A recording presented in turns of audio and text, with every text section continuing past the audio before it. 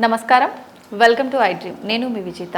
ప్రస్తుతం మనతో పాటు ఉన్నారు ప్రముఖ ఆధ్యాత్మిక నిపుణులు జ్యోతిషరత్న శ్రీమతి కోనాల భాగ్యలక్ష్మి రెడ్డి గారు. ఇప్పుడు అమ్మతో మాట్లాడి మరిన్ని విషయాలు తెలుసుకుందాం.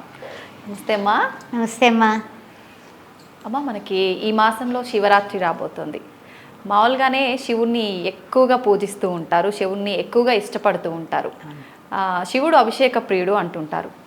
నార్మల్గానే ఒక చెంబడి నీళ్ళు పోసినా, అభిషేకం చేసినా ఆయన మనని అనుగ్రహిస్తాడు అని అంటుంటారు. అయితే మహాశివరాత్రి లాంటి గొప్ప ఆ రోజు ఏ రకంగా మనం పూజిస్తే ఆయనను ప్రసన్నం చేసుకోవచ్చు అంటారమ్మా? ఓం నమ శివాయ, నమ శివాయ, నమ శివాయ, శివాయ గురవే నమ. అయితే మహాశివరాత్రి గురించి అడుగుతున్నారు మీరు. మహాశివరాత్రి మహాపర్వదినం. ముక్కోటి దేవతలే కాదు, ఈ యొక్క 84 లక్షల జీవరాశులు కూడా తమ భేదం లేకుండా ఆ భగవంతుడైనటువంటి మహాశివుణ్ణి ప్రార్థించేటటువంటి సమయం, దినం కూడా. మీరు ఒక్కసారి ఈశ్వరుడు గురించి మీరు అనుకునేటప్పుడు ఈశ్వర సర్వభూతానాం బ్రహ్మాధిపతి బ్రహ్మణోధిపతి బ్రహ్మ శివోమి సదాశివం అంటాం. అంటే అధర్వణ శీర్షంలో ఈశ్వరుడికి సంబంధించినటువంటి స్తోత్రాల్లో రకరకాలుగా ఆయన్ని చెప్పడం గురించి జరిగింది. అలాంటి పరిస్థితుల్లో మనము ఈ యొక్క శివోహం శివోహం శివోహం అని, నమశివాయ నమశివాయ అని ఇలా రకరకాలైనటువంటి పద్ధతుల్లో, అంటే చూడండి, ఏకత్వంలో భిన్నత్వం లోకంలో ఉన్నటువంటిది. అలాంటప్పుడు మనము శివలింగాలు కూడా రకరకాల శివలింగాలు ఉన్నాయి తెలుసా. కొంతమంది రాతితో చేసిన శివలింగాల్ని పూజిస్తారు. అంటే కొండరాతులతో చేసినటువంటి రాతి శివలింగం. ఓకే అమ్మ, గుళ్ళల్లో కూడా అంతే కదా, శిల్పాలతో సంబంధించి. రెండవది ఏంటంటే కనుక, చెప్పాలంటే కనుక అది ద్రవ పదార్థం. అంటే ఏమిటి? పాదరసం, స్ఫటికం ఇలాంటిది, వాటితో చేసినటువంటి శివలింగాలు, మరకతం ఇలా. ఆ తర్వాత మూడవది ఏమిటంటే కనుక, మనము చాలామందికి తెలిసినటువంటి విషయం మృత్తికా లింగాలు. అంటే మట్టితో చేసినటువంటి లింగాలు. మరి ఏ లింగానికి ఎక్కువ, కొంతమంది ఏం చేస్తారు తెలుసా, దారువు అంటేని చెక్కతో చేస్తారు, ఆ లింగాన్ని కూడా పూజిస్తారు. ఆ విధంగా మనం ఇలా రకరకాలుగా పూజలు చేస్తున్నాం కదా లింగాలకి. మరి ఏ లింగానికి ఎక్కువ ప్రసిద్ధి? బంగారంతో చేస్తే మంచిదట, కానీ బంగారం మనం కొనే పరిస్థితిలో ఉన్నామా? పోనీ వెండితో, రాగితో, ఇత్తడితో, ఇలా లోహాలతో ఏ విధంగా చేసినా కూడా భక్తి లేని శివ పూజ లేలా అన్నారు కదా. శివునికి పూజ చేయాలంటే తప్పనిసరిగా భక్తి అనేది కావాలి. ఆ భక్తి అనేది ఏ విధంగా ఉండాలంటే, భగవంతునికి తోటి మనం మమేకమయ్యేటటువంటి భక్తి కావాలి. శివరాత్రి రోజున ఏం చేయాలి, ఎలా చేయాలి పూజా విధానం, లేకపోతే ఏ రకంగా మనం క్వశ్చన్స్ వేసుకున్నా కూడా చివరికి వెళ్ళేది ఆ శివుడి దగ్గరికే పెడతాం. అందువల్ల మందార మాలధర జయ గౌరీ శంకర శివ శివ హర హర పాహి త్రినేత్ర గంగాధర బింబాధర చంద్రమౌళి శంకర. అంటే గంగాధరుడు ఆయనే, బింబాధరుడు ఆయనే. ఎవరిని? చంద్రబింబాన్ని మరి పెట్టుకున్నాడుగా. చంద్రమౌళీశ్వరుడైనటువంటి ఆ శంకరుణ్ణి ఏ రకంగా మందార మాలతో పూజిస్తావా, సన్నజాతులతో పూజిస్తున్నావా, మల్లికార్జునుడని మల్లెలతో పూజిస్తున్నావా అని మనం ఆలోచించినట్లయితే, హృదయ పుష్పాన్ని నీవు అర్పించినట్లయితే తప్పనిసరిగా హృదయంలో, అంతరాత్మలో పరమాత్మ, పర అనే శబ్దానికి మూల శబ్దమే శివ. పరమశివుడు. పరమ అంటే ఇక్కడ వాడు కాదు, అక్కడి వాడు, ఆది అంత్యము లేనటువంటి వాడు పరమశివుడు. హృదయాన్ని పుష్పంగా భావించి పూజ చేసిన సరిపోతుంది, అంతేనమ్మా? అంతేనమ్మా. అందువల్ల మీరు ఏం అర్పిస్తారు అంటే, మీరు అయ్యో పాలు, మామూలు పాలు లేవు, ప్యాకెట్తో చేసేస్తూ ఉంటారు శివలింగానికి అభిషేకం. ఎంత తప్పు అది. ఒక గిన్నెలో కానీ, ఒక గ్లాసులో కానీ, రాగితో కానీ, మన ఇత్తడితో కానీ చేసిన పాత్ర ఉపయోగించి చేయాలి. స్టీల్ గ్లాస్ కూడా పనికిరాదు. ఓకే. అందువల్ల అభిషేక ప్రియుడు కదా అని ఇందాక మీరు చెప్పేశారు. అవునమ్మా. ఆ అభిషేకాలు ఎలా చేస్తున్నారు మీరు? స్టీల్ చెంబుతో పోసేస్తారు. అంతే. తర్వాత మొన్న మధ్య మాధ్యమాల్లో కూడా చాలామంది చూశారు కూడా, మ్మ్. గొట్టంతో శివలింగ అభిషేకం. ఇంకా అంటే మన ఇంట్లో మొక్కలకి నీళ్లు పోసుకునే గొట్టాలు పెట్టేసి ఈశ్వరుడికి అభిషేకం. అయ్యయ్యో. అది ఎంతవరకు మనం హిందువుల ప్రకారము మనస్సులు పాడైపోయినాయి. నిజమే. అందువల్ల అంటే మనకి శివుడు అనగానే ఏమైపోతుంది, మనకి రోమ రోమం కూడా ఓం నమ శివాయ, నమ శివాయ, శివాయ గురవే నమః అని దక్షిణామూర్తి స్తోత్రంలో కూడా చెప్తాడు. ఏంటంటే విశ్వమంతా దర్పణమైతే నీవు మౌన వ్యాఖ్య ప్రకటిత పరబ్రహ్మ, నీవు పరబ్రహ్మానివి. ఏ విధంగా మౌనంతో తన శిష్యుల్ని చూసి ఏం మాట్లాడట దక్షిణామూర్తి రూపంలో ఉన్న పరమేశ్వరుడు మౌనంతో, అంటే ఆ మౌనంలోనే వాళ్ళు విద్య నేర్చేసుకుంటారు. ఓకే. ఆ మౌనంలోనే వాళ్ళు అంతా కూడా ప్రపంచాన్ని సంబంధించిన జ్ఞానాభివృద్ధి చేసుకుంటారు. జ్ఞానా దేవతు కైవల్యం అన్నాడు శంకరాచార్యులు.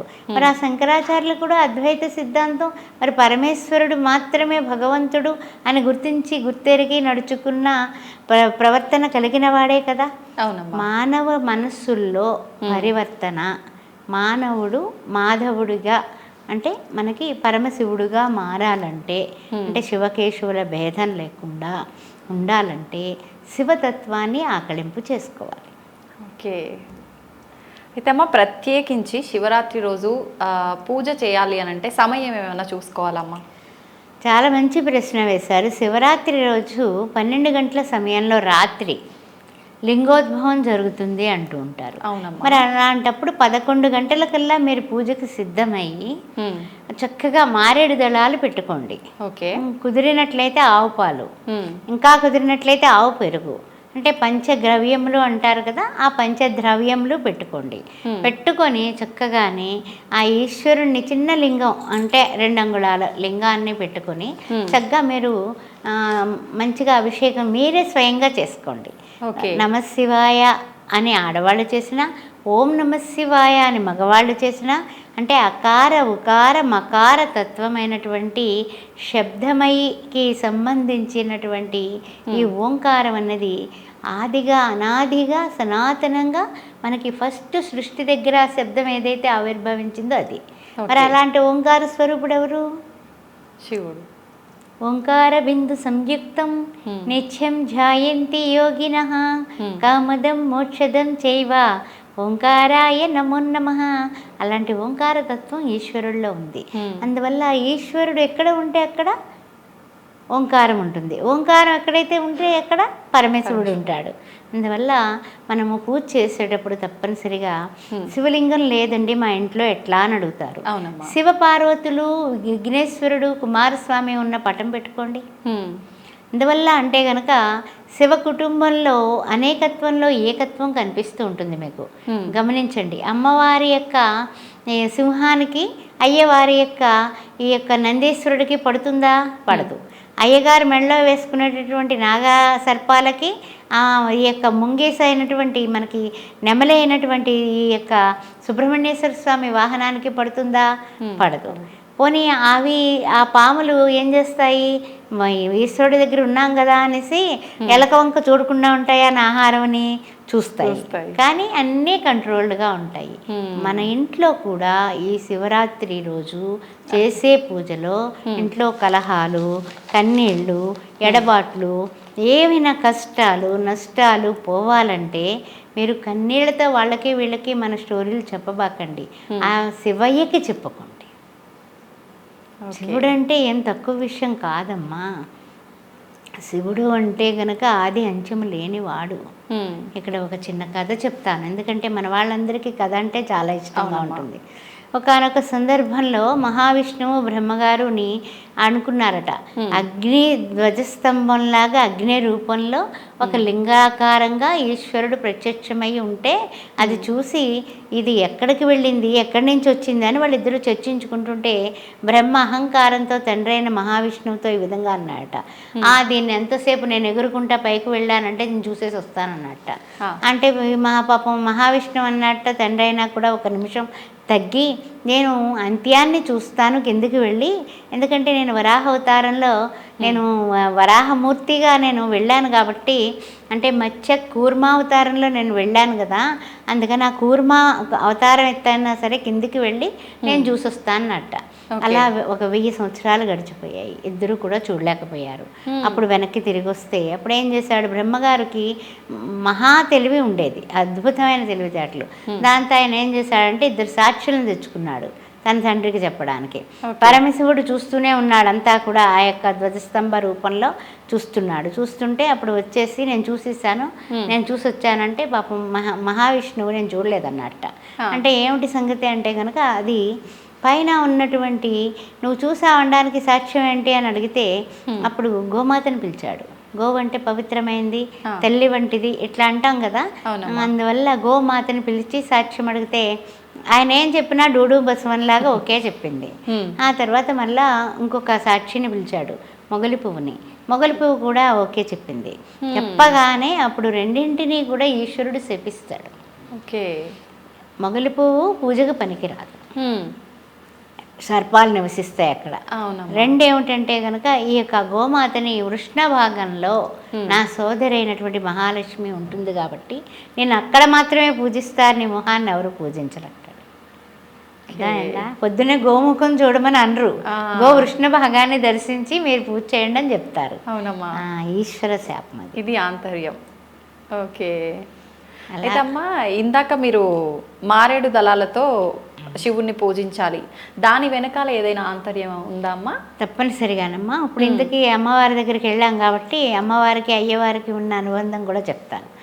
బిల్వ నిలయాయ నమః అంటాం శ్రీ మహాలక్ష్మీదేవిని.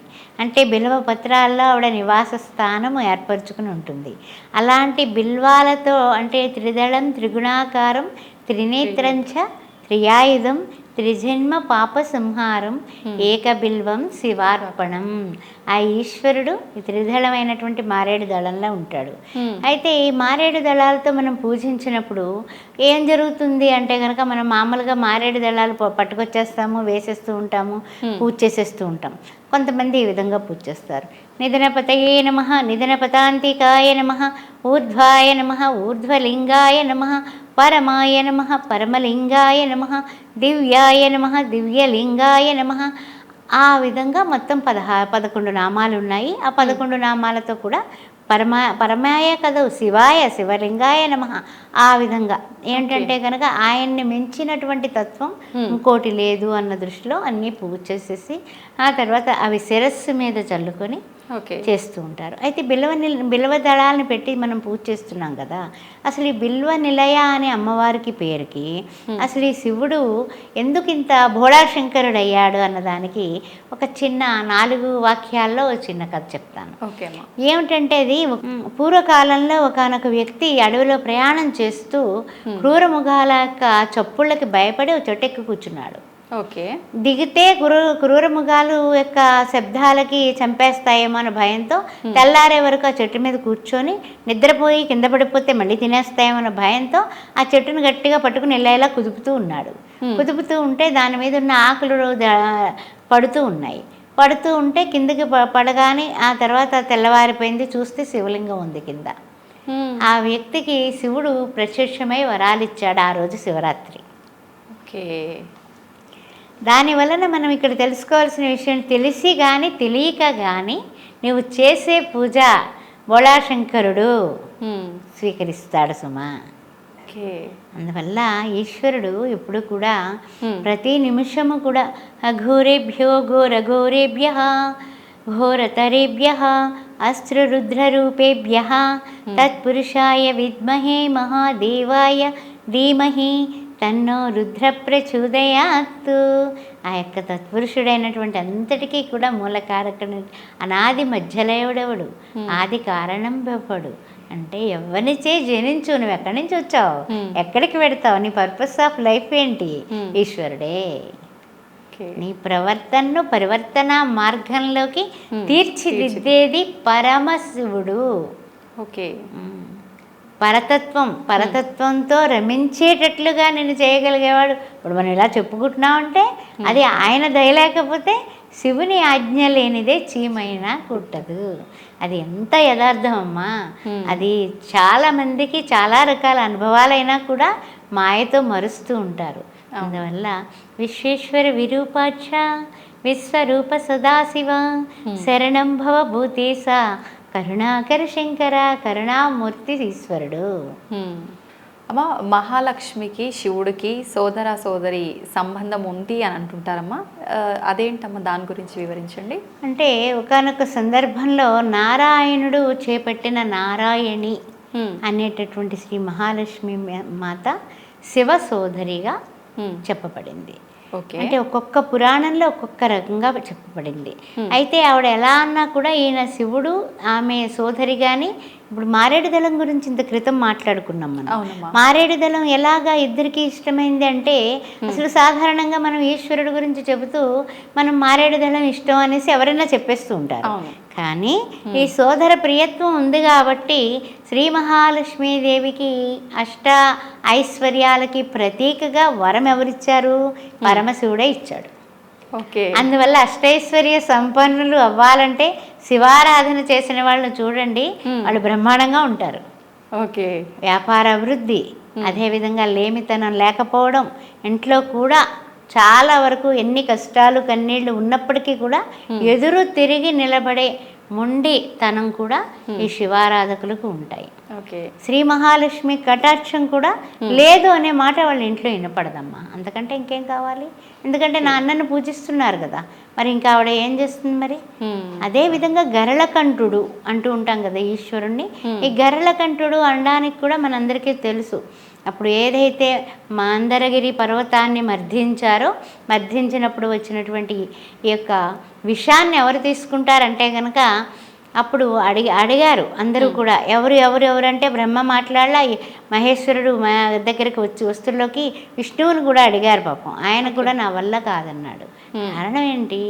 ఆదిగా అనాదిగా సనాతనమైనటువంటి పరమశివుడు లయకారకుడు. సృష్టి స్థితి వాళ్ళిద్దరికి అయితే లయకారకుడు. ఈ లయం చేసేస్తూ ఉంటాడు ఎప్పటికప్పుడు. ఇప్పుడు అన్ని యుగాలు అయిపోయి లయం చేసేస్తాడు, మళ్ళీ మొదలు పెడతాడు. అంతే. అంతమా అమ్మ లయం అంటే? అంతే. అందుకే ఆది అంచము లేనటువంటి శివలింగం ఇది. ఆది నువ్వు చూడలేవు, అంచము చూడలేవు, అలాంటిది. అందువల్ల ఈ యొక్క లయకారకుడైనటువంటి పరమశివుడు ఏం చేశాడంటే కనుక, అయితే ఈ లయకారకుడైనటువంటి పరమశివుడు తనలో ఉన్నటువంటి ఒక తత్వాన్ని బయటకు తీయాలనేసి అనుకొని, ఎప్పుడైతే గరళము తాగాలనుకునేటటువంటి సమస్య వచ్చి పడిందో, ఆయన ఏం చేశాడంటే కనుక భార్య వైపు చూశాడు. లక్ష్మీ పార్వతి సరస్వతి ఒక్కటే పరమేశ్వరి తత్వం. ఆ మూడు వేరు కాదు. ఇప్పుడు నువ్వు ఒక అమ్మాయిగా ఉన్నావు, ఆ బిడ్డ నా బిడ్డ నీ యొక్క ముఖంలో కనిపిస్తుంది అనుకో, అమ్మ ఎలాగున్నావు అంటాను. నాలో అమ్మతనం కనిపించింది, మాతృ స్వభావం అమ్మ అని మీరు పిలుస్తారు. ఇది ఎలా వచ్చింది అంటే కనుక అది స్త్రీ తత్వంలో ఉన్నటువంటి యా దేవి సర్వభూతేషు మాతృరూపేణ సంస్థిత నమస్తత్వే నమస్తత్వే నమస్తత్వే నమో నమః. ఆ యొక్క తత్వంలో ఉన్నటువంటి తీయదనం అందరూ కూడా తల్లులు. ఆ తల్లితనాన్ని గురించి చెప్పుకోవాలంటే ఇంకొకసారి చెప్పుకోవచ్చు. ఈ యొక్క అమ్మవారైనటువంటి పార్వతీ వైపుకి ఈయన చూశాట. ఏమని? క్రీగంట చూశాట. ఏమంటావు అని. చూడండి, కొంతమంది భర్తలు కూడా భార్యని అడుగుతారు, ఏం చేయమంటావు ఏంటి అని సలహా తీసుకుంటారు. అట్లాంటప్పుడు చూసినప్పుడు ఆవిడ అందట, కామేశబద్ధ మాంగళ్య సూత్ర శోభిత కందరా.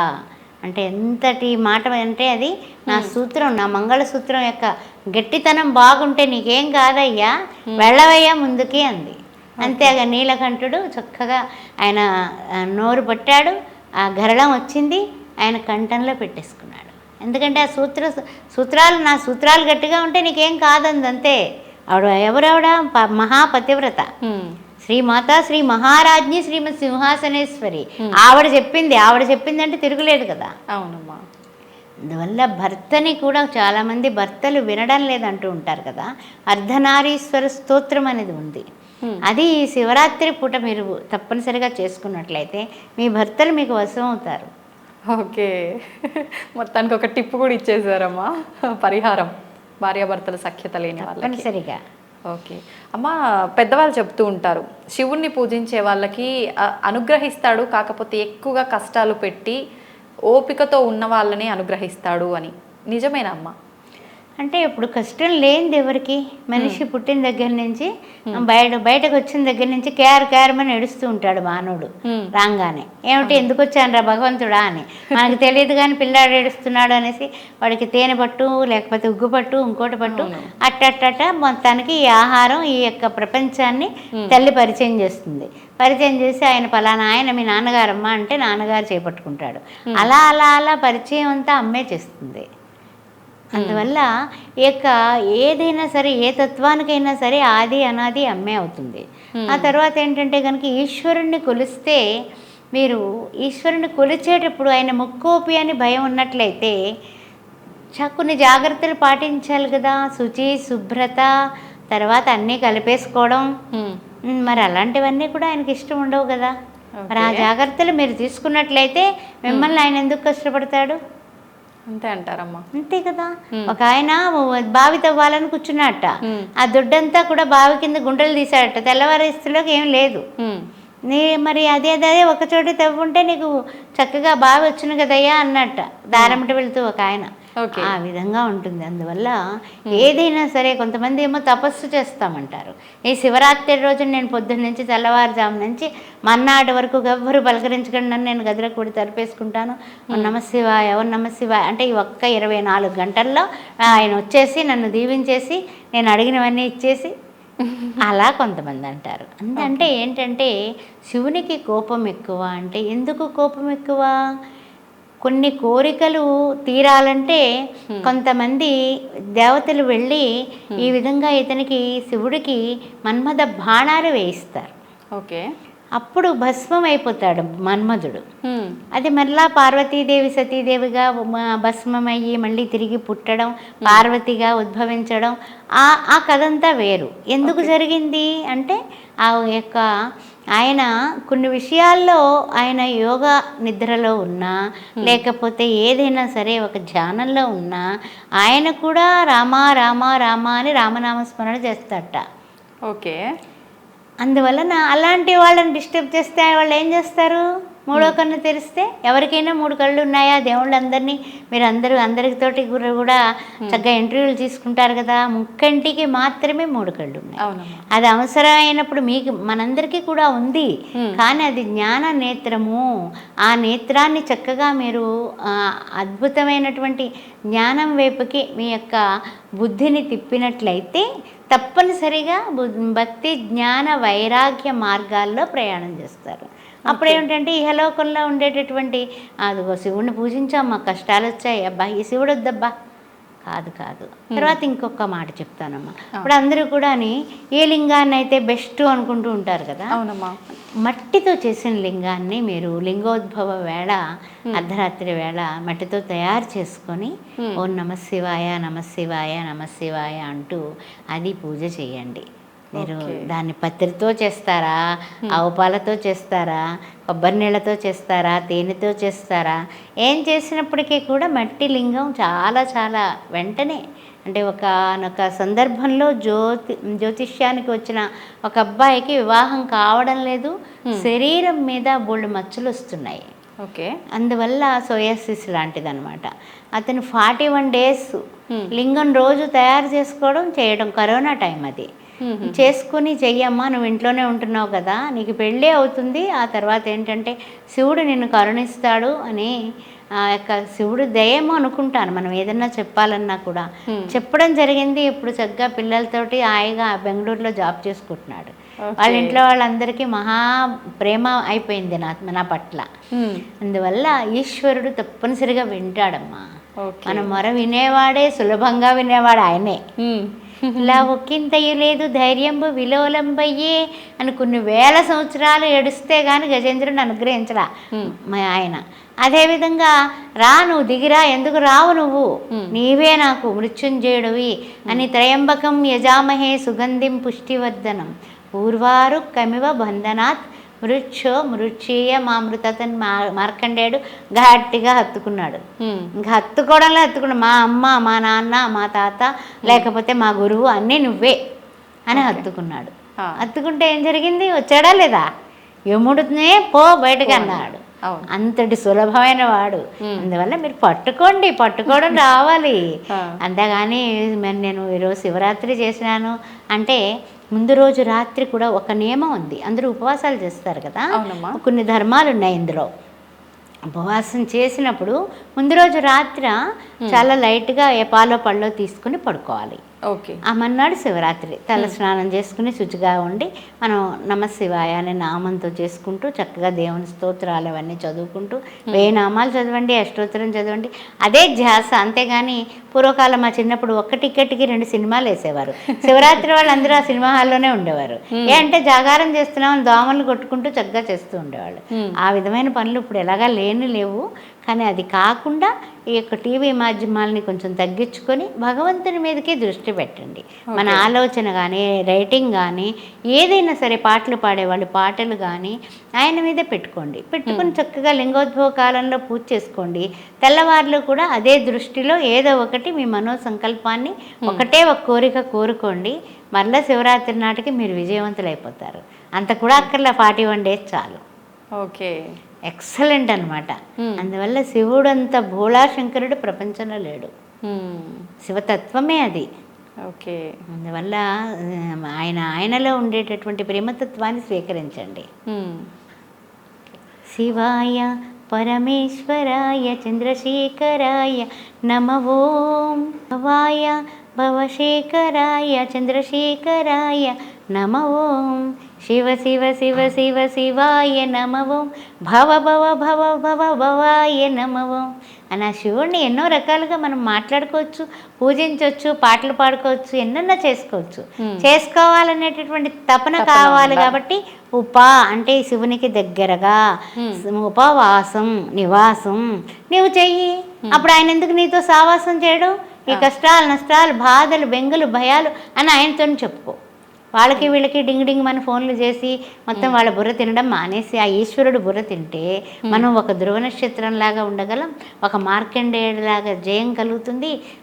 అదే విధంగా ఈశ్వరుడు యొక్క ఏమిటంటే కనుక అష్ట ఐశ్వర్య సంపన్నుడు. ఆయన కీర్తిస్తాడు, ప్రతిష్ఠిస్తాడు, యశస్సు ఇస్తాడు, ప్రేమతత్వం ఇస్తాడు, సుందరం రూపం ఇస్తాడు, మంచి వాక్కు ఇస్తాడు. ఇంకేం కావాలి చెప్పండి మీకు? విద్య ఇస్తాడు. ఓకే. అందువల్ల ఏం చేసినప్పటికీ కూడా శివరాత్రి రోజున డెడికేషన్గా చేయండి, దానం చెయ్యండి, భోజనాలు దానం చెయ్యండి, ధర్మం చెయ్యండి, ఆ రోజు వస్త్రదానాలు చెయ్యండి. ఏం చేసినప్పటికీ కూడా ఆయన స్వీకరిస్తాడు. ఏ రూపంలో వస్తాడో నాకు తెలియదు, కానీ డెఫినెట్గా తీసుకుంటాడు. ఓకే. అందువల్ల చక్కగా చేసుకుందాం. మనం తినట్లేదు, తినేవాళ్ళు చాలా మంది ఉన్నారు కదా, మరి వాళ్ళందరికీ ఏదో రకంగా మనం ప్రసాదం ఇవ్వచ్చుగా. అంతే అమ్మా. అయితే అమ్మ, ఉపవాసము అంటే మనం దేవునికి దగ్గరగా ఉండి దేవుణ్ణి స్మరించుకుంటూ ఉండడం అన్నారు. కానీ జనరల్గా ఉపవాసం అనగానే అందరూ శివరాత్రి రోజు ఉపవాస దీక్ష ఏమి తినకుండా ఉంటుంటారు. నిజంగా ఆ ఉపవాస దీక్ష ఏ రకంగా చేయాలమ్మా?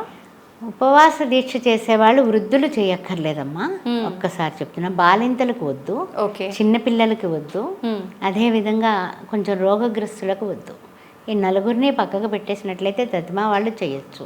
తతిమా వాళ్ళు కూడా షుగర్లు, బీపీల వల్ల తినలేకపోతే పాలు పళ్ళు తీసుకుంటూ ఉండొచ్చు. ఏదో ఒకటి తినాలి, ట్యాబ్లెట్ వేసుకోవాలి, తప్పదు కదా, అలా తీసుకోవచ్చు. అదే కాకుండా ఈవేళ మార్నింగ్ నుంచి ఉపవాసం అంటే రాత్రే ఇందాకనే చెప్పాను రాత్రి గురించి. రాత్రి లైట్గా తీసుకోవాలి. ఇంకా పొద్దున్న నుంచి ఏదో మొత్తం మీద మీరు ఉపవాసం ఉన్నారు, అర్ధరాత్రి వేళ లింగోద్భవం అయిపోయింది, వెళ్ళి గురి పెట్టుకుని నిద్రపోతే అది జాగరణ అవ్వదు. అర్థమైందా?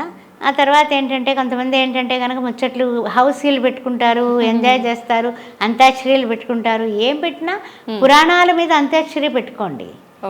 దైవనామాన్ని విడిచిపెట్టే పక్కకు వెళ్ళకండి. అర్థమైందా? ఆ విధంగా పెట్టుకోండి. అంటే మన యొక్క నాలెడ్జ్ని పెంచుకోండి. భగవద్గీత శ్లోకాల మీద పెట్టుకోండి. ఆ విధమైన సత్సంగం, సత్సంగత్వే నిస్సంగత్వం, నిస్సంగత్వే నిశ్చలతత్వం, నిశ్చలతత్వే జీవనముక్తి. నీ జీవితం ముక్తి కావాలనే కదా ఏ శివ అని ఉపవాసం చేస్తున్నావు. సరే మన్నాడు పొద్దున్న తెల్లవారిపోయింది, అమ్మయ్య జాగరణ అద్భుతంగా చేసేసాం, సరే భోజనం తినేసి హాయిగా పడుకుంటే కాదు. మన్నాడు సాయంత్రం భోజనం చేయొచ్చు. మన్నాడు సాయంత్రం నక్షత్రం వచ్చిన తర్వాత నక్షత్రాన్ని చూసి నమస్కారం చేసుకుని నిద్రపోండి. నిద్ర మాత్రం ఆపుకోండి. భోజనం ఆపకండి, నిద్ర మాత్రం ఆపండి. ఓకే, అంటే నెక్స్ట్ డే నైట్ వరకు పడుకునే ఛాన్సే లేదు. పడుకోకుండా ఉంటే నిజమైన జాగరణ అని చెప్పబడింది. ఓకే, కానీ అమ్మ చాలా మంది 12 దాటింది అంటే డే మారిపోయింది ఇంకా పడుకోవచ్చు అని చెప్పి చాలా వరకు అట్లానే చేస్తుంటారమ్మా. చాలా రకాలుగా ఇప్పుడు అంతే కదా, మన కోరికలు కూడా ఆ విధంగానే తీరట్లేదు అంటే అంతే కదా. మరి ఆయన కూడా అలాగే అనుకుంటాడు. ఆయన ఎందుకు అనుకోడు? ఆయన మనల్ని సృజించిన వాడు కదా, సృష్టించిన వాడు కదమ్మా. అనేక రూపాయ విష్ణవే విష్ణవే అన్నట్టుగా ఈ శివకేశవులు తక్కువ వాళ్ళ. అందువల్ల ఆయన లెక్కలు ఆయనకుంటే మన లెక్కలు మనకుంటే అంతే. అయితే అమ్మ ఆ రోజు ఉపవాసంలో ఉన్నవాళ్ళు అంటే ఆలయానికి వెళ్ళినప్పుడు అక్కడ తీర్థ ప్రసాదాలు ఇచ్చినప్పుడు తీసుకోవచ్చా తీసుకోకూడదమ్మా? తీసుకోవచ్చు. ఎందుకంటే తీర్థప్రసాదాలు ఎప్పుడు కూడా ఆయన ప్రసాదం అది. అంతేగాని పంచామృతాలు ఇస్తారు, అంతకంటే ఏమి ఇచ్చారు. తీసుకోవచ్చు.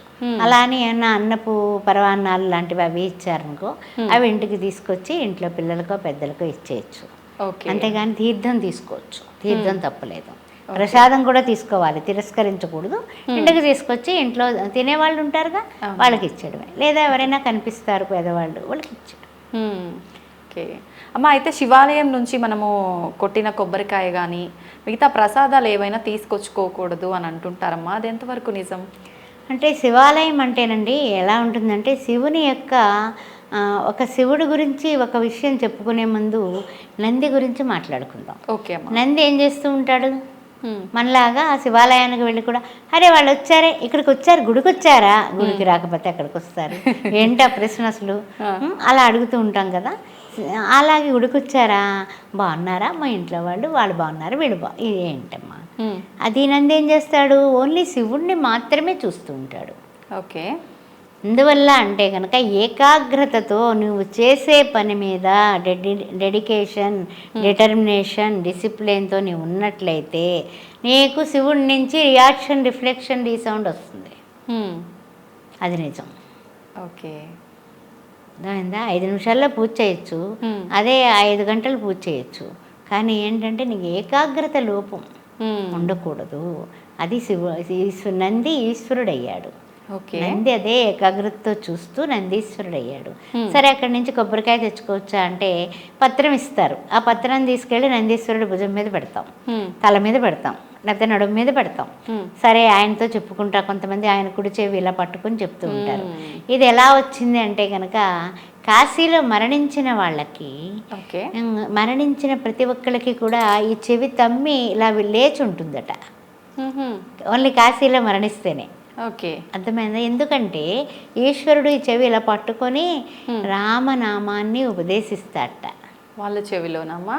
ఓకే, అందుకని శివలోకం అవాప్నోతి, అక్కడ చచ్చిపోయిన వాడికి తిరిగి పునర్జన్మ లభించతే. అంతటిది ఏముంది అసలు. శివతత్వమే పెద్ద తత్వం అమ్మా.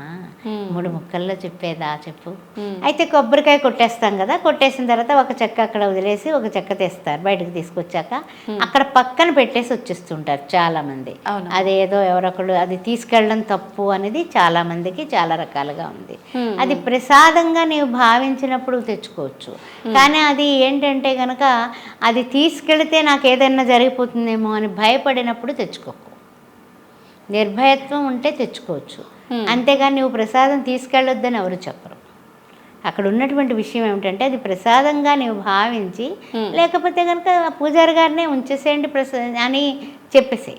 ఓకే, భస్మాన్ని ఈశ్వరుడికి అర్పించడం అనేది కొబ్బరికాయ కంటే కూడా చాలా ముఖ్యమైన విషయం. ఆ భస్మాభిషేకం చేస్తారు కదా, అవునమ్మా, అది చాలా ముఖ్యం.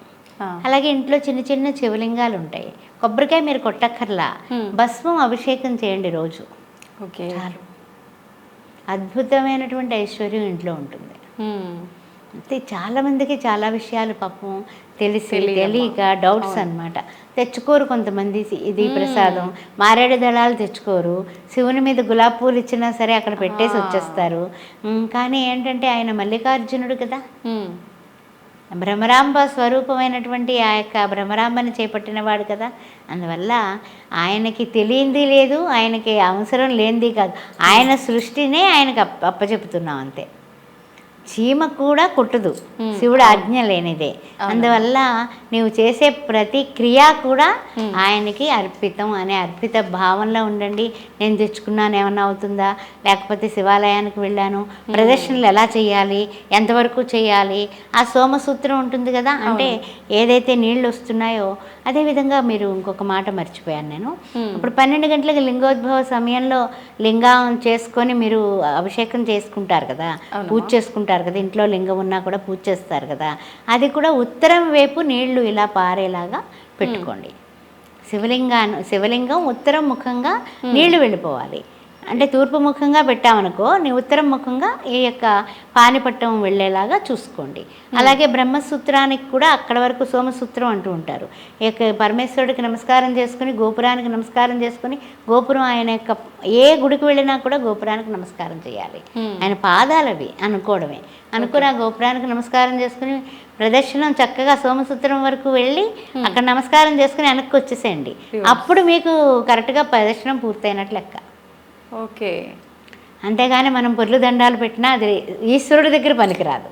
అసలు అవి లెక్కలోకే రావమ్మా. అంతే కదా, ఇలా గిరగిరా తిరుగుతుంటారు కొంతమంది. చాలా ఎవరో తరుముకు వస్తున్నారేమో వెనకాల అనేసి పరుగులెడుతూ ఉంటారు. అది ఈశ్వరుడికి మాత్రం అంతవరకు వెళ్ళి మళ్ళీ ఇలా వెనక్కి రావాలి. అలా ఒక ప్రదర్శనం చేసుకోండి చాలు. అంతే కదా, భక్తే కావాలి. మళ్ళీ పరుగులను చేయొద్దు, నిదానంగా నడుచుకుంటూ వెళ్ళండి. ఓ నమ శివాయ, ఓ నమ శివాయ, శివాయ గురవే నమః అనే తపన మనలో ఉండాలి. మనం కామ, క్రోధ, మద, మోహ, లోభ, మాత్సర్యాలు ఉన్నాయి. వాటిలన్నింటిలో మనం నెగ్గాలి కదా. నెగ్గాలంటే భగవంతుడు మనకి చింత కావాలి. మనము భగవంతుని దగ్గర అకౌంట్లో డబ్బులు అంటే భక్తి అనేటటువంటి ప్రపత్తితో మనం అక్కడ వేసుకుంటే నిలవదనం ఉంటే ఎప్పుడైనా సరే శివా అనగానే ఇక్కడే ఉన్నాను బంగారం అని మనల్ని ఎత్తుకుంటాడు. అంతేగాని మనం అక్కడ అకౌంట్లో డబ్బులు ఏం లేవు, శివా అంటే వస్తానుండు, నువ్వేమన్నా చేసావా ఏమిటి, ఎవరికైనా కనీసం ఇప్పుడు అన్నం పెట్టావా లేదు, ఒక వస్త్రం ఇచ్చావా లేదు, ఎంగిలి చేత్తో కాకి కూడా విదిలించకుండా శివ అంటే నేను ఎట్లొస్తానంటాడు దేవుడు కూడా. అందుకే దానం, ధర్మం, కంఠస్థ భూషణం సత్యం, హస్తస్య భూషణం దానం, ఈ రెండు చేస్తే ఈశ్వరుడు మన ఇంట్లో ఉంటాడు. అమ్మ, భగీరథ ప్రయత్నం అంటుంటారు కదమ్మా, దానికి శివుడికి సంబంధం ఏమైనా ఉందమ్మా? తప్పనిసరిగానమ్మా. భగీరథ ప్రయత్నం అనేది, భగీరథుడు అనేటటువంటి వ్యక్తి తన పితృదేవతల యొక్క కోరిక ప్రకారము కూడా ఆయన గంగాదేవిని తీసుకురావాలి కైలాసం వెళ్ళి. ఓకే. పూర్వకాలం వాళ్ళ తపస్సు వలన గంగాదేవి దగ్గరికి వెళ్ళి దర్శించుకునే శక్తి భగీరథుడికి ఉంది. వాళ్ళ తపశ్శక్తి అంత అమోఘంగా ఉండేది. అలా కొన్ని సంవత్సరాలు ఇంకా తపస్సు చేసి చేసి చేసి చేసి గంగాదేవిని స్మరించి గంగ ప్రత్యక్షమయ్యి నేను వస్తాను, ఓకే, నిన్ను చూస్తే జాలేస్తుంది, నువ్వు చేసే పని వల్ల కూడా మొత్తం అంతా కూడా అంటే సుజలాం సుఫలాం అన్నట్టుగా అంతా కూడా మంచి జరుగుతుంది నేను రావడం వల్ల. కానీ నన్ను భరించేవాడు లేడు, ఆ భరించేవాడి కోసం చెయ్యండి. ఓకే. ఆ భరించేవాడు ఎవడున్నాడు? ముక్కంటే ఈశ్వరుడే ఉన్నాడు. అందుకని శివతత్వం గురించి శివుడిని గురువుగా పూజించినటువంటి భగీరథుడు ఘోరమైన తపస్సు చేస్తాడు. చేసినప్పుడు ఈశ్వరుడు చాలా కరుణతో ఆయన జటాజుటాలు ఇప్పి నుంచుంటాడు. నుంచుంటే అక్కడి నుంచి ఆకాశ గంగలాగా ఆమె వచ్చి ఎగిరి పడిపోతూ మిడిసి పడిపోతూ వస్తుంది ఆవిడ ఉధృతంగా. అలాంటి తల్లిని ఆ యొక్క తండ్రి అయినటువంటి శివ పరమాత్మ తన కేశంతో చక్కగా ముడిచుట్టేస్తాడు, నొక్కి పెట్టేస్తాడు. ఆమె గర్వం, ఆమె అహంకారం అంటే ఏంటంటే ఆమె అంత ఏమిటంటే చెప్పాలంటే కనుక ప్రజ్వలంగా వస్తుంది, ఉధృతంగా వస్తుంది. ఆ ఉధృతాన్ని అణిచి చక్కగా అలా వదులుతాడు. ఒక కండిషన్ పెడతాడు ఇక్కడ శివుడు. ఏంటంటే చెప్పనా, భగీరథ నీ వెనక్కి తిరిగి చూస్తే ఈ గంగానది ఆగిపోతుంది, జాగ్రత్త సుమా అని చెప్తాడు. ఓ. భగీరథుడు ముందు నడుస్తున్నాడు, వెనకాల గంగా నది వస్తుంది, నువ్వు వస్తుందా లేదా అని అనుమానించాడే, అయిపోయింది. అలా మొత్తం మీద వాళ్ళ పితృదేవతలు అవన్నీ కూడా అన్నీ కూడా మొత్తం పవిత్రం కావాలి కదా. గంగా జలాన్ని మించినటువంటి పవిత్రత ఇంకెక్కడుంది. అందుకని అవన్నీ అయిపోయాయి. అలా అలా అలా అలా వస్తూ వస్తూ వస్తూ వస్తూ అలా ముందుకు పెడుతూ పెడుతూ పెడుతూ ఎందుకో తెలియకుండా అతను కూడా అంటే అక్కడికి అయిపోయింది టైం అంతే. చిన్న అనుమానంతో అలా చూశాడు, గంగానది ఆగిపోయింది. ఓకే. ఆ విధంగా అందుకని భగీరథ ప్రయత్నం అనే పేరు వచ్చింది. దానికి పరమశివుడికి చాలా సంబంధ బాంధవ్యాలు ఉన్నాయి.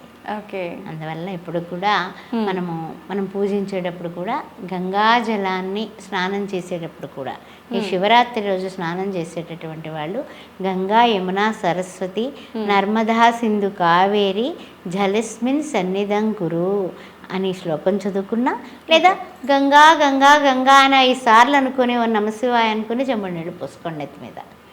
అది ఏం చేసినా కూడా పవిత్రత అక్కడ ఉన్నటువంటి ఆవిడ ఇక్కడ మన నీళ్ళల్లో వచ్చి మనం పునీతం అవుతాం.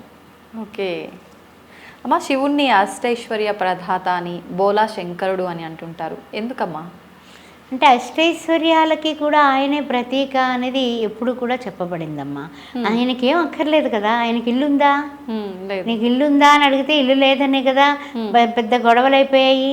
పోని పాపం ఏదో ముచ్చటగా ఇల్లు కట్టుకుంటే రావణాసురుడు తీసుకున్నాడా? అట్లా ఆయనకి ఇల్లు లేకుండా అయిపోయాడు. ఎందువల్ల ఏది ఎవరు అడిగితే అది ఇచ్చేసే తత్వం అయింది.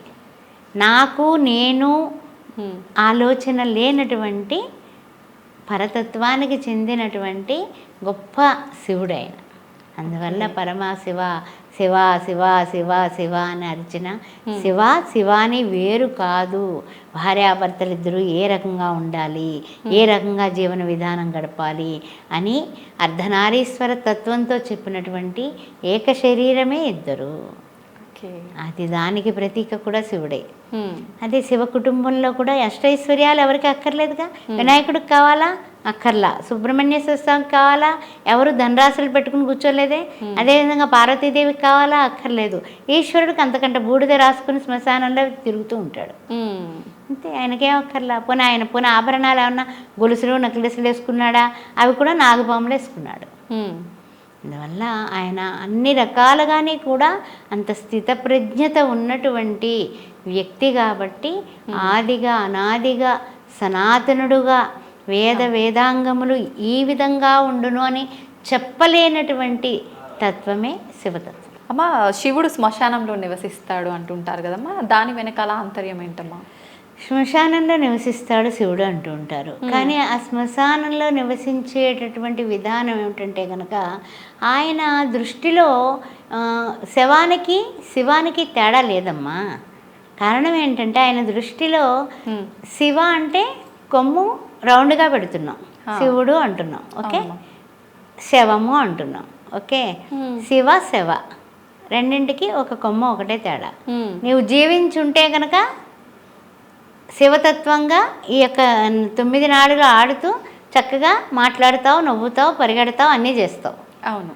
నీ కుటుంబం గురించి, నీ వాళ్ళ కోసం నా నా నా అది నాది, ఇది నాది, అన్నీ కావాలి, ఇంకా కావాలి, ఇంకా కావాలి, ఈ తపనలో ఉంటావు. అవును. అక్కడికి వెళ్ళిన తర్వాత బూడిద రాసుకునేవాడు ఏం చెప్తున్నాడు?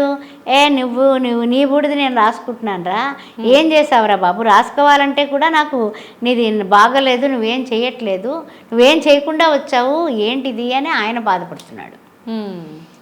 అందువల్ల ఈ యొక్క శంకరుడి యొక్క తత్వం ఏంటంటే గనక శంకలన్నింటినీ పక్కన పెట్టు. శంకర అనాలంటే నువ్వు కింకరుడుగా ఉండకు. శం మంచి తత్వం, శం శివతత్వం, దానిలో కలువు. కరా కలవడం, చెయ్యి కలుపు, శంకర. అందుకని ఎన్ని రకాలుగా శంకరుడి మీద బోళ్ళన్ని ఇవ్వచ్చినా కూడా శంకర నాద శరీర లాపర అంటే ఆ పాట పరమ హిట్ అయిపోయింది. అందువల్ల ఇవన్నీ కూడా ఏంటంటే భస్మాన్ని పూసుకుంటూ ఆయన అక్కడే తిరగడం కారణం ఏంటంటే మనిషి జీవనంలో బ్రహ్మాండంగా బ్రతికేస్తాడు. దేశానికి రాజు, రాజుగారు వస్తున్నారా, మా ఇంటికి రండి, కొంచెం 1 నిమిషం కూర్చోండి అంటాం కదా. రాజుగారు చనిపోయారు, మీ చూరు దగ్గరికి పట్టుకొచ్చి శవాన్ని పట్టుకొచ్చి 5 నిమిషాలు ఆపుతాం, వర్షం వస్తుందంటే ఒప్పుకుంటావా? రాజుగారు ఆయన చచ్చిపోయి ఉన్నాడు, మీ ఇంట్లో ఒక గంట పెడతాం, ఎందుకు ఒప్పుకో? కానీ శంకరుడు ఒప్పుకుంటాడు. శ్మశానంలో ఆ 6 అడుగుల నేల ఇచ్చేస్తాడు మనకి. అందువల్ల శంకరుడు అక్కడ నివసించే మూలానే ఈ యొక్క జీవము విడిచిపెట్టినటువంటి ఈ శరీర మాధ్యాలన్నీ కూడా అన్ని ధర్మాలు సాధించినా సాధించకపోయినా, స్వార్థచింతంతో ఉన్నా నిస్వార్థంగా బ్రతికినా కూడా రాజు పేద అనే తేడాలు లేకుండా అక్కడ లయం చేసుకుంటాడు. అందువల్ల శ్మశానంలో ఆయన ఉండడం జరిగింది. ఆయనకి ఏమీ లేదు, ఇహ పర అనేది ఏం లేదు. అది అలా నడుస్తున్నటువంటి ప్రక్రియ. మొత్తం అంతా సృష్టి అంతా కూడా ఆయనకి విసుగు పుట్టిందనుకో, మొత్తం అంతా కలిపేస్తాడు, అయిపోయింది. మళ్ళా తిరిగి పునరుత్పత్తి. ఒక సైకిల్ లాంటిది ఇదంతా అని. అందువల్ల శంకరుడు శ్మశానంలో నివసించడానికి, దానికి కొంప గోడు లేకపోవడానికి కారణాలు ఏంటి అంటే ఆయనకేమీ అక్కర్లా, మానవుడికే అన్నీ కావాలి. అమ్మ, మనం ఇందాక కూడా మాట్లాడుకున్నాము శివుడాజ్ఞ లేనిదే చీమైనా కుట్టదు అని.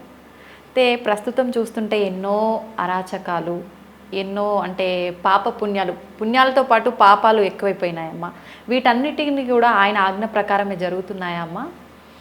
ఆజ్ఞ ప్రకారాన్ని మానవుడు ఎట్లున్నాడు? 84 లక్షల జీవరాశుల్లో ఎంతో ఉత్తమమైన మానవ జన్మ ఎత్తి ఈ జన్మ సార్థకం చేసుకోవడానికి ఎంతమంది ఆలోచిస్తున్నారు చెప్పండి? ఏం లేదు. తిన్నామా, చక్కగా ఎంజాయ్ చేసామా, నిద్రపోయామా, మళ్ళా తెల్లారి లేచామా, ఎంత ఈజీ మనీ మనం గెయిన్ చేసుకున్నాము అన్నదే ఎక్కువ కనిపిస్తుంది. అందువల్ల చెప్పాలంటే కనుక శివరాత్రి రోజునే శివ శివ శివ శివ అన్న, నమశివాయ అన్న, ఆ రోజునే గుడికి వెళ్ళి, ఆ రోజునే తలస్నానాలు చేసి, ఆ రోజునే మంచినీళ్ళు తాగకుండా ఉండి, ఆ తర్వాత రోజు మళ్ళీ మామూలే. మాంసం మద్యం అన్నీ మామూలే, అన్నీ కామనే. ఇంకా శివరాత్రి మాత్రం చాలా గట్టిగా చేస్తానండోయ్, అబ్బా నేను మాత్రం ఒప్పుకోను అనేవాళ్ళు ఎంతమంది ఉన్నారమ్మా. అందుకని ఏంటంటే కనుక ప్రతి కర్మకి ఒక కర్మ సిద్ధాంత ప్రకారము కర్మణ్య వ్యాధికారస్తే మా ఫలేషు కదాచన అన్నాడు గీతలో. అందువల్ల నీ కర్మలు నీవు జన్మల కర్మలు నువ్వు పట్టుకుని తెచ్చుకొని అనుభవించంతే. అనుభవించాల్సిందే కదా. ఆ తండ్రికి ఆ తల్లికి నీవు బీజ రూపంలో వాళ్ళ గర్భంలో ప్రవేశించి వాళ్ళ కలయిక ద్వారా నువ్వు బయటకు వస్తావని ఎవరు చెప్పారు? ఈ నిర్మితం అంతా ఎవరు చేశారు? ఈశ్వరుడే. అందువల్ల అనాది మధ్యలయుడెవడు? ఎవరున్నాడు మధ్యలో? ఎవడన్నా ఉన్నాడా లయకారకుడు? లేదు. అంటే వాళ్ళిద్దరికీ పెళ్ళి కాదు, వాళ్ళిద్దరికీ సంబంధ బాంధవ్యాలు ఉండవు, వాళ్ళకి పుట్టే బిడ్డగా నువ్వు రావు. ఎన్నున్నాయి? ఎంత పాపం జాగ్రత్తగా కాలిక్యులేషన్స్ వేసుకొని వాళ్ళ ఇంట్లో వీళ్ళింట్లో వాళ్ళు అని మానవుల యొక్క కుటుంబపరమైన వ్యవస్థ, వివాహ వ్యవస్థ, అదేవిధంగా మనకి సంస్కారాల రూపంలో వేదంగములు చదివినటువంటి మహర్షులందరూ కూడా వాళ్ళ యొక్క దర్శించినది శృతుల ద్వారా, స్మృతుల ద్వారా, జ్ఞాపకాల ద్వారా మనకి ఈ యొక్క అష్టాదశ పురాణాలని, ఉపనిషత్తులని అన్నీ అందించారు. అవి ఎవరు చదువుతున్నారు? చెప్పేవాళ్ళు ఎవరైనా ఉన్నారా? పోనీ ఒకవేళ చెప్పేవాళ్ళు ఉంటే వినేవాళ్ళు ఉన్నారా? పోనీ లేదు. అందువల్ల అందరూ కూడా స్పీడ్, హర్రీ ఉంది, వర్రీ ఉంది. స్పీడ్గా డ్రైవ్ చేయడం, అంతే, అయిపోయింది అక్కడ లయం. అలా మన ప్రవర్తన వలన కూడా మనకి ఆయుర్దాయం తగ్గిపోతుందమ్మా. మన యొక్క బిహేవియర్ వల్ల కూడా మనకి చెడ్డ ఆలోచనలు ఎక్కువైపోతే ఏమైపోతుంది? మనల్ని మనం హరాయించిపోతాం. అర్థమైందా? ఇప్పుడు మీరు బాగున్నారు, నా బిడ్డ లెక్క అనే ప్రేమ నాకు వచ్చిందనుకో, ఎంత బాగుంది పిల్ల, ఆటోమేటిక్గా నీలో ఉన్నటువంటి ఆ లక్ష్మీతనం అమ్మవారు నన్ను ఆశీర్వదిస్తుంది. అది ఎక్కడ రిసీవింగ్ ఏది? ఇప్పుడు అంత స్టిక్కర్ల కాలం వచ్చేసింది. బొట్టు సవ్యంగా పెట్టుకోము, ఆ తర్వాత ఇంకా మంగళసూత్రం ఏమో మా ఆయన చల్లగా ఉండాలని దేంట్లో పెడుతున్నాం, ఫ్రిడ్జ్లో పెడుతున్నాము. ఇలా రకరకాల మనం చాలా కొత్త పోకళ్ళు వచ్చేసాయి కదా. కుంకుమ లేదు, పసుపు లేదు, మట్టెలు లేవు, నలుపూసలు లేవు, ఏమీ లేవు, గాజులు వేసుకోవడం లేదు. మరి నీకు అన్నీ బాగుండాలంటే ఎట్లా? కొన్ని మన ఆచార ధర్మాలు కనీసం శుక్రవారం మంగళవారం గడపకి బొట్టు పెట్టి కనీసం కొంచెం తిలకం బొట్టు కాకుండా కాస్త కుంకుమ, పెళ్ళైన వాళ్ళ పెళ్ళి కాని వాళ్ళ తేడా తెలియట్లేదమ్మా. ఎన్ని రకాలుగానే ఇప్పుడు వాళ్ళు ఒకవేళ సపోజ్ కరోనా బీభత్సంలో చాలామందికి చాలా రకాలుగా కల్లోలాలు అయ్యాయి కదా, బొట్టు పెట్టేటప్పుడు మాత్రం వాళ్ళు ముఖం పక్కకు జరుపుకుంటారు, అప్పుడు మనం ప్రాణం చచ్చిపోతుంది. ఏంటి ఇది, అయ్యో పాపం అనేసి అలా ఎంతో. అందుకని ఏంటంటే కనుక సంస్కారం అనేది మన ప్రవర్తనలో, సంస్కారం అనేది మన నడవడికలో, సంస్కారం అనేది మన నిలువెల్లా కూడా మనం ఆచరణాత్మకం చేస్తే అదే చిత్తశుద్ధి ఉన్నటువంటి శివపూజ. సూపర్ అమ్మా. నిజంగా చాలా మంచి విషయాలు తెలియజేశారమ్మా. సంతోషం. ధన్యవాదాలమ్మా. ఓం శివోహం. ఓం నమ శివాయ. ఓం నమ శివాయ అమ్మా. మీరు మీ ఛానల్ వాళ్ళు అందరూ కూడా సకల అష్టైశ్వర్యాలతో ఆ పరమశివుని యొక్క అద్భుతమైనటువంటి ఆశీస్సులు మీకు అందాలి. మీరందరూ బాగుండాలి. థ్యాంక్ యూ అమ్మా. Thank you very much.